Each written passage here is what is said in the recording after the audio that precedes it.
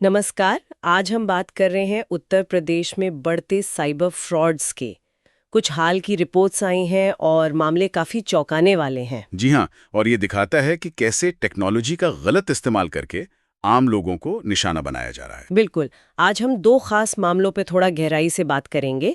एक तो है नकली ट्रैफिक चालान वाला मामला और दूसरा प्रधानमंत्री आवास योजना के नाम पर धोखाधड़ी। हाँ, दोनों ही मामले दिखाते हैं कि अपराधी कितने तरीकों से लोगों का भरोसा जीतने की कोशिश करते हैं। तो चलिए पहले केस को देखते हैं। आवास विकास कॉलोनी के एक शिक्षक हैं श्यामजी द्विवेदी जी।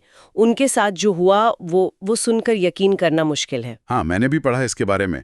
1 सितंबर को एक मैसेज आया था उनको, है ना? हाँ, मैसेज में लिखा था कि उनकी बाइक की नंबर प्लेट टूटी है, चालान कटा है और एक लिंक दिया गया था। कहा कि एक छोटी सी रकम, शायद 10-20 रुपए, लिंक पे जाके भर दें। अच्छा, सिर्फ 10-20 रुपए? हाँ, बस इतनी सी रकम। तो उन्होंने सोचा चलो भर देते हैं, क्या फर्क पड़ता है। भरोसा कर लिया, पेमेंट कर दी। और फिर क्या था, कुछ ही मिनटों के अंदर धड़ाधड़ 18 ट्रांजैक्शंस हुए और उनके अकाउंट से 8 लाख रुपए से ज्यादा निकल गए। 8 लाख? सिर्फ वो 10 रुपए भरने के बाद? हाँ, एक छोटे से चालान पेमेंट के लिंक से 8 लाख की चपत। मतलब सोचने वाली बात है। बिल्कुल, और यही तो इन अपराधियों की मोडस ऑपरेंडी है।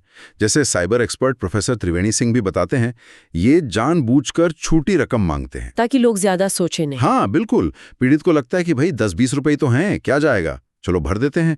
लेकिन इसी प्रोसेस में वो अनजाने में अपनी बैंकिंग डिटेल्स दे बैठते हैं। लेकिन ये होता कैसे? मतलब वो छोटी रकम भरने से पूरा एक्सेस कैसे मिल जाता है? देखिए, 2-3 तरीके हो सकते हैं।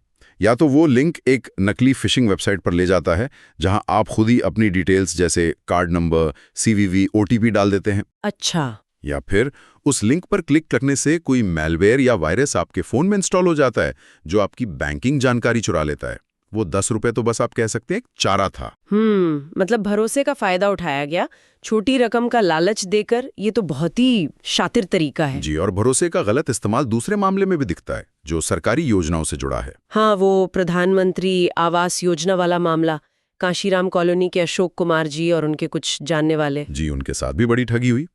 उन्हें वादा किया गया कि प्रधानमंत्री आवास योजना के तहत घर दिलाया जाएगा, और इसके लिए उनसे पैसे भी लिए गए, लाखों रुपए। हाँ, और ये सिलसिला 2022 से चल रहा था। वो किश्तों में पैसे देते रहे। लेकिन नतीजा, न घर मिला न पैसे वापस। और जिन लोगों ने पैसे लिए थे वो अब गायब है। बिल्कुल। तो यहाँ सरकारी योजना का नाम इस्तेमाल करके लोगों की जरूरत का फायदा उठाया गया। ये एक अलग तरह का फ्रॉड है, पर मोटिव वही है, भरोसा जीतना और फिर ठगना। अगर इन दोनों मामलों को साथ रखकर देखें तो क्या पैटर्न नजर आता है? पैटर्न साफ है। साइबर अपराधी लगातार नए तरीके इजाद कर रहे हैं। कभी फर्जी चालान, कभी सरकारी स्कीम का झांसा। वो आम आदमी की जरूरतों और कभी-कभी डिजिटल जानकारी की कमी का फायदा उठाते हैं। और शायद कहीं ना कहीं हमारे बैंकिंग या डिजिटल सुरक्षा सिस्टम में भी कुछ कमजोरियां हैं जिनका वो फायदा उठा रहे हैं। हो सकता है। देखिए, तकनीक जितनी आगे बढ़ रही है, अपराधी भी उतने ही एडवांस हो रहे हैं। वो सिस्टम की कमियों को ढूंढते रहते हैं। तो ये साफ है कि भरोसे और टेक्नोलॉजी दोनों का यहाँ गलत इस्तेमाल हो रहा है और ये अपराधी वाकई काफी मुनज्जम तरीके से काम कर रहे हैं। जी हाँ, पहले केस में पलक झपकते फ्रॉड हुआ, दूसरे में लंबे समय तक धोखा चलता रहा। तरीके अलग हैं, पर असर वही, आम आदमी का नुकसान। तो फिर सवाल ये उठता है कि भाई हम खुद को कैसे बचाएं ऐसे लिंक्स, ऐसे कॉल्स, ऐसे ऑफर्स से? सबसे जरूरी चीज है सतर्कता, जागरूकता। किसी भी अनजान लिंक पर क्लिक ना करें। कोई भी लुभावना ऑफर या सरकारी योजना का मैसेज आए तो पहले उसकी पुष्टि करें। ऑफिशियल वेबसाइट पर जाकर देखें या संबंधित विभाग से संपर्क करें। मतलब आंख बंद करके भरोसा नहीं करना है, जरा सी भी शंका हो तो रुक जाना है। बिल्कुल। और ओटीपी, पासवर्ड, सीवीवी जैसी जानकारी तो कभी किसी से फोन पर या अनजान लिंक पर शेयर करनी ही नहीं है।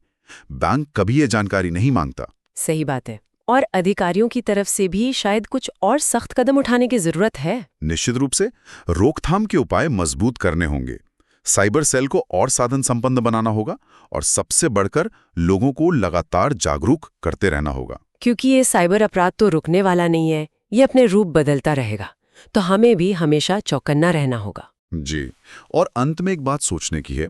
हम अपनी तरफ से तो सावधान रहें, लेकिन क्या हमारे डिजिटल सिस्टम में या लोगों को शिक्षित करने के तरीकों में कुछ ऐसे बड़े बदलाव लाए जा सकते हैं जिनसे भविष्य में इस तरह की धोखाधड़ी को जड़ से ही रोका जा सके?